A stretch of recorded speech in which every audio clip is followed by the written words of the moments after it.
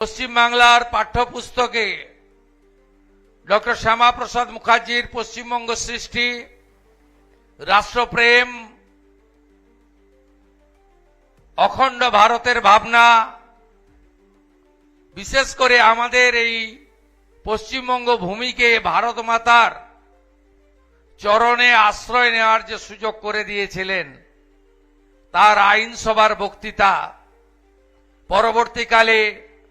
ভারত সরকারের শিল্পমন্ত্রী সহ একাধিক মন্ত্রী হিসেবে তার যে যোগদান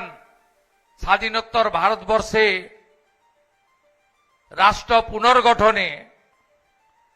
এবং কলকাতা বিশ্ববিদ্যালয়ে শিক্ষার প্রসারে তার যে যোগদান অবদান ইত্যাদি আমাদের বর্তমান এবং আগামী প্রজন্মকে বিদ্যালয়ের সিলেবাস ব্যবস্থা থেকে ইউনিভার্সিটি পর্যন্ত মুদ্রিত, পঠিত এবং চর্চিত এই তিনটি বিষয় হওয়া উচিত বলে আমি মনে করি।